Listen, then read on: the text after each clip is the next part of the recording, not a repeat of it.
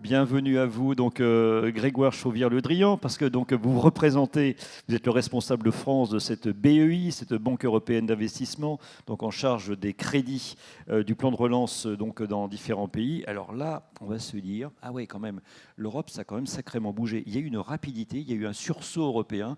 Là, cette fois-ci, on peut être quand même assez content de cette affaire-là. Bonjour Denis et bonjour à tous. Je suis ravi d'être là ce matin avec vous et ravi d'autant plus que c'est une des premières conférences que l'on peut tenir de façon hybride Oui. Et à laquelle on peut venir sans masque. Et c'est particulièrement appréciable. Pas mal, hein, oui. Alors, le point effectivement sur lequel je voudrais insister, dans un premier temps, c'est la rapidité de la réaction européenne. On reproche souvent aux institutions d'être lentes, de réagir lentement et de ne pas apporter des réponses concrètes rapidement.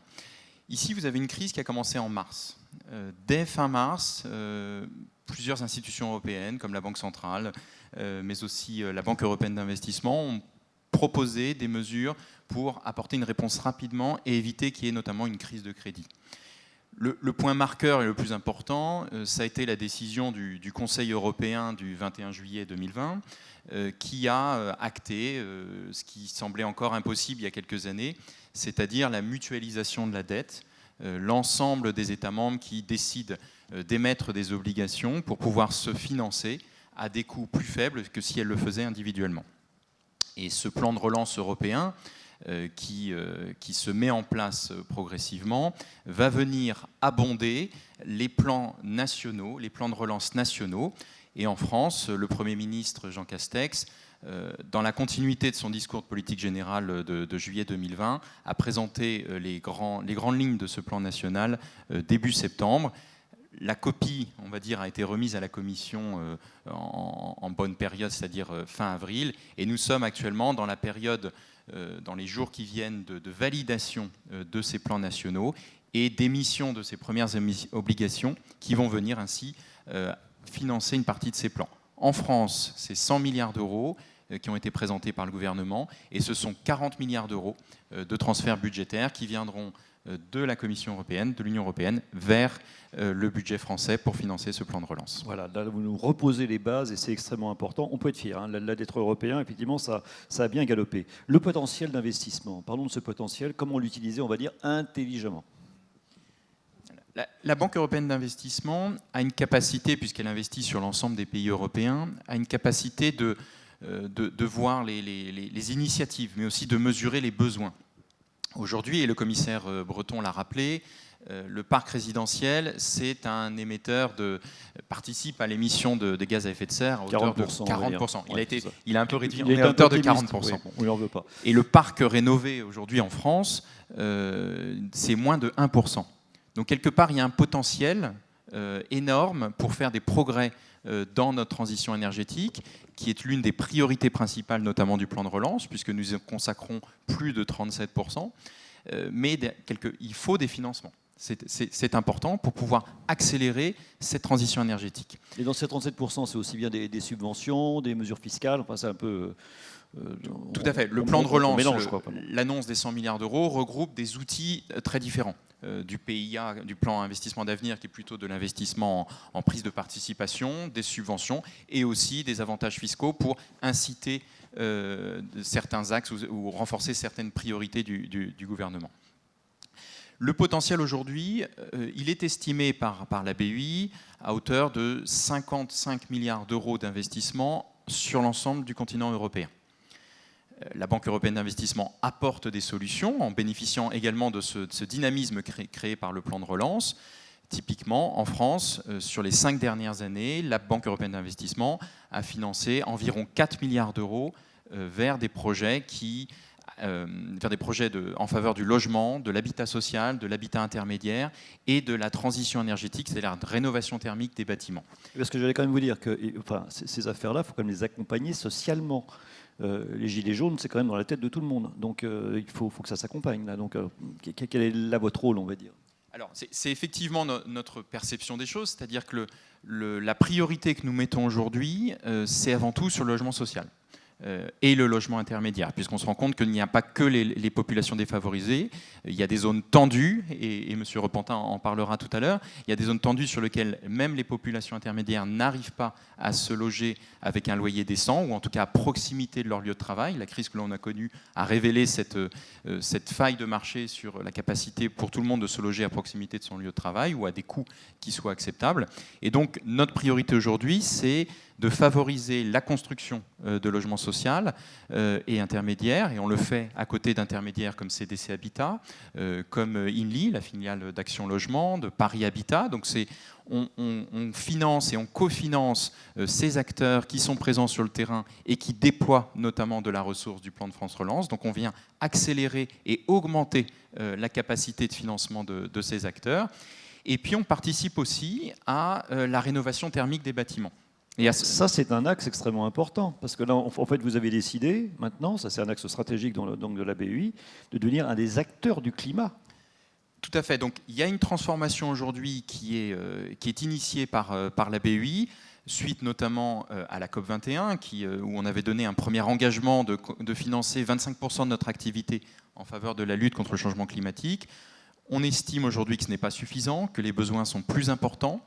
Et avec ce sursaut au moment des élections européennes au Parlement européen en 2019, nous avons présenté une stratégie ambitieuse de transformation de cette banque européenne en banque européenne du climat, et de porter notre ambition pour le financement des projets qui ont un impact positif dans la lutte contre le changement climatique à plus de 50% de notre activité.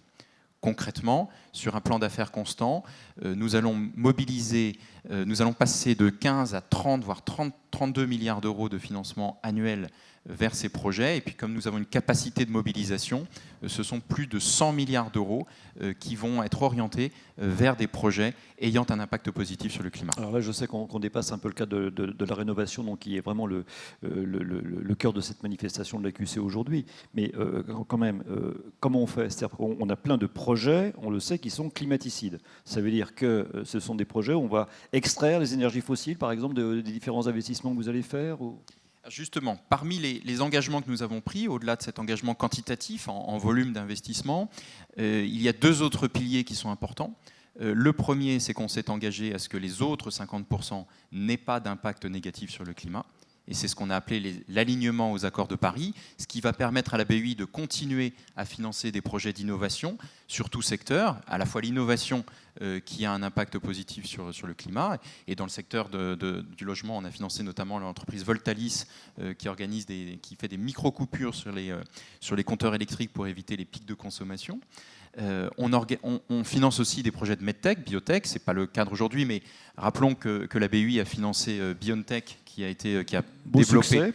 a développé le modèle d'ARN messager, donc ça c'est important. Mais on a aussi un engagement sur l'éligibilité des projets qu'on finance, et parmi les mesures que l'on a prises qui sont importantes, c'est l'exclusion de notre portefeuille, l'exclusion de nos projets financés, de tous les projets qui mobilisent des énergies fossiles. Et alors, ce que l'on appelle le reste à charge, voilà. Autrement dit, c'est une galère pour les gens qui effectivement ont un reste à charge. Comment on le limite là aussi? Alors là, on rejoint effectivement la rénovation, mais comment on fait là? Alors c'est intéressant et ça revient sur votre question précédente. Comment aujourd'hui on peut accompagner la démarche de rénovation auprès des bailleurs privés? On le fait après des bailleurs publics, des établissements HLM, mais comment inciter un propriétaire à s'inscrire dans cette démarche? Alors, en 2015, il y a eu une expérimentation, une loi qui a été promulguée sur la loi sur la transition énergétique, qui a donné la possibilité aux régions de promouvoir ce qu'on appelle des sociétés de tiers-financement. C'est STF, donc cet acronyme que l'on retrouve souvent, qui ont une démarche intégrée, dans le sens où qui vont au-delà des financements qu'elles peuvent proposer, offrir un accompagnement des particuliers, déjà pour leur expliquer les aides auxquelles ils ont droit, mais aussi pour les conseiller sur la meilleure solution énergétique qui peut être promue. Et la BEI a cru à cette démarche locale, territoriale, qui offre des solutions pas simplement financières, mais aussi des solutions d'accompagnement. Et donc la BEI a proposé des refinancements, des garanties sur ces opérations. Et je garde en mémoire une visite que l'on a pu faire avec la ministre, la secrétaire d'État aux Affaires européennes, qui avait succédé au ministre Repentin, Amélie de Montchalin, il y a quelques années déjà, dans la région d'Artois-Goël, notamment à côté de Déchy, oui. Sur ces anciennes maisons dans la cité minière. Les corons, quoi. Les corons, tout à fait, avec des maisons qui sont très clairement des passoires énergétiques. Et qui en plus ont été classés, donc on ne peut pas faire d'isolation par l'extérieur, l'isolation doit être une isolation intérieure. Et la société de tiers-financement Maison et Cité a fait un accompagnement et un travail formidable pour pouvoir accompagner l'ensemble de ces propriétaires qui aujourd'hui vivaient avec 13, 14 degrés chez eux, voire arriver à une solution où ils récupéraient du charbon pour se chauffer au charbon, donc on revenait presque un siècle en arrière, avec une conséquence sur le climat qui était catastrophique, et pour accompagner cette rénovation et obtenir un reste à charge le plus faible possible, intégrant donc dans la capacité d'endettement de ces personnes qui sont souvent dans des situations de pauvreté ou en tout cas des situations de fragilité très importantes et auxquelles les banques traditionnelles ne prêtaient pas. Les STF ont apporté une solution, limitant ainsi le reste à charge, améliorant, je dirais, le cadre de vie de chacun et pouvoir avoir une température de chauffage qui soit décente. Et on avait le témoignage d'une personne qui nous disait, d'un certain âge, qui nous disait avec émotion, c'est la première fois que l'Europe vient à moi. Et je trouvais que c'était assez symptomatique et assez symbolique de montrer que l'Europe est là aussi pour apporter des solutions dans tous les territoires auprès des promoteurs de solutions et pour accélérer, amplifier l'impact que l'on peut avoir. Et on retrouve évidemment tout cela dans cette jolie région du Pas-de-Calais, c'est-à-dire qui s'est construite. Ce sont les corons qui ont construit au fil du temps, donc avec les veines de charbon que l'on trouvait, se sont construits les communes. C'était pas l'inverse, quoi. Donc dans ce coin-là, donc il y avait les mines de charbon et après donc il y avait effectivement les communes qui se construisaient, ce qui fait que parfois vous n'avez pas de centre-ville dans cela, mais voilà. Donc on est en train de, comme on disait autrefois, de ravauder, c'est-à-dire de raccommoder tous ces dégâts qui ont donc été effectués, sans oublier que ces gens-là donc ont permis à la France de se développer, parce que l'énergie de la France, elle est quand même sortie effectivement du charbon. Est-ce que tout ceci, parce que là vous avez quand même, là on a focus évidemment sur la France, mais BEI, vu le nombre évidemment de pays, on en a qui ne sont pas du tout au même niveau. Vous parlez de ça à la Pologne avec 100 000 mineurs, donc eux évidemment c'est des mineurs de charbon.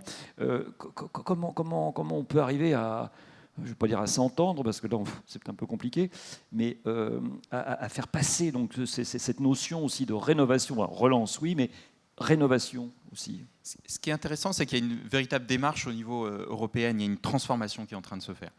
La BEI, qui est bien la banque de l'Union européenne, donc des 27 États membres, et qui, rappelons-le, ne coûte rien aux contribuables européens, puisqu'elle émet des titres obligataires sur les marchés et se finance. L'idée étant de faire bénéficier les clients de la BEI des meilleures conditions de ressources et de refinancement que la BEI peut obtenir grâce à sa notation AAA.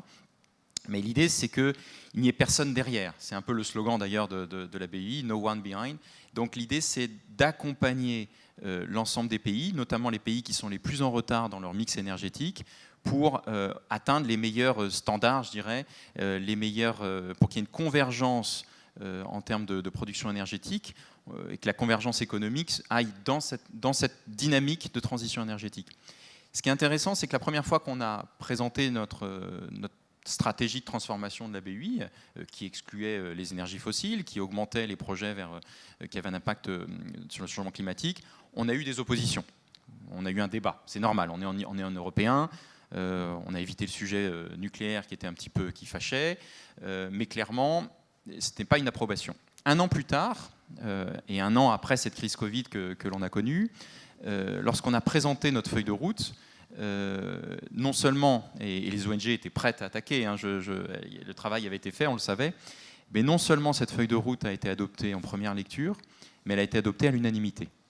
Et donc en un an, grâce ou à cause de cette crise Covid, il y a eu une prise de conscience collective qu'il fallait accélérer la capacité européenne d'investissement dans la transition énergétique, donc donner des moyens.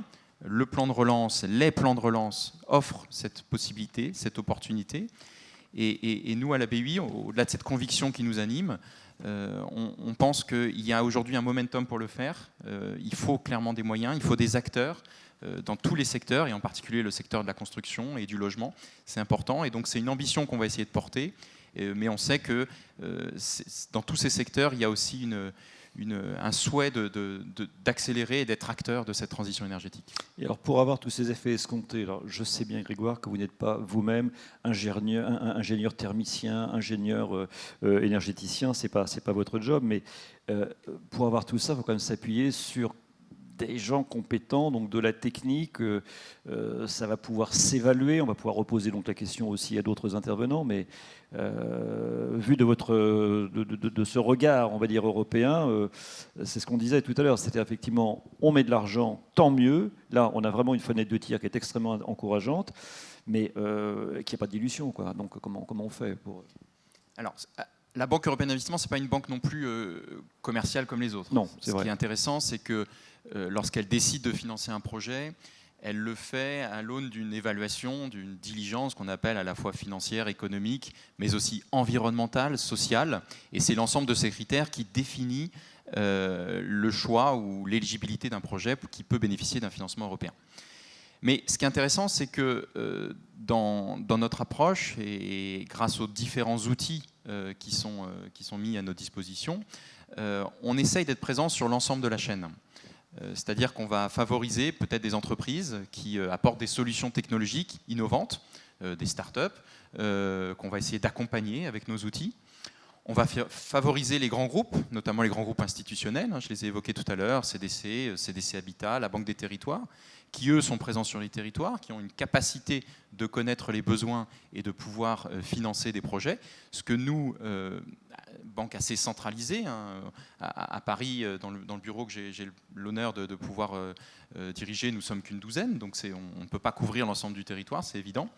Mais on va aussi investir dans le recyclage, dans tout ce qui est circuit court, sur l'ensemble de la chaîne de valeur pour pouvoir avoir l'impact maximum. Bon, donc effectivement, on va voir ça aussi tout à l'heure, comment ce plan de relance va pouvoir bénéficier donc à nos entreprises. On a beaucoup d'artisans de la CAPEB, entre autres, qui sont donc présents et qui nous regardent, donc ça peut aussi les intéresser. Est-ce qu'à votre avis, bon, est-ce qu'on est capable de dépolitiser un peu la chose ou pas sur un sujet comme celui-là? A priori, on pourrait se dire oui, mais... Notre perception aujourd'hui européenne, c'est qu'il semble y avoir un consensus. Et ça, c'est intéressant. Ce qui va favoriser, je vous parlais tout à l'heure des débats, ils sont naturels, mais on a eu une adoption rapide dans le processus législatif européen, ce qu'on craignait, c'est-à-dire qu'il y a eu une validation par chacun des parlements européens de ce plan, sans comparaison, de ce plan européen de relance. Juste pour se donner un rappel historique, la précédente crise que l'on a connue, 2008-2009, il a fallu attendre 3 ans pour la constitution de ce qu'on appelle le mécanisme européen de stabilité, qui agissait en tant que pare-feu en cas d'attaque spéculative sur la capacité d'émission des États, 3 ans. Il a fallu 6 ou 7 ans pour la mise en place de ce qu'on a appelé le plan Juncker, c'est-à-dire un plan de relance par l'investissement, d'ailleurs que la BEI était chargée de mettre en œuvre. Aujourd'hui, moins d'1 an quasiment. Et la France, d'ici à la fin de l'été, touchera normalement un premier transfert budgétaire correspondant à 13% à peu près de ce qui est attendu, donc de 5 milliards d'euros. Et quelque part, c'est satisfaisant d'un point de vue de la construction européenne, parce qu'il y a une accélération de l'opérationnalisation des grandes stratégies qui sont présentées. On attend une mise en œuvre sur l'ensemble des territoires. Et ce qui est satisfaisant aussi, c'est que la France n'a pas attendu ces transferts budgétaires pour mettre en place le plan de relance. On l'évoquera tout à l'heure, mais MaPrimeRénov' existe, est déjà déployé sur l'ensemble des territoires. C'est un succès, hein, donc et ça marche. C'est un succès, je laisserai M. le rapporteur en oui, parler. Bien sûr.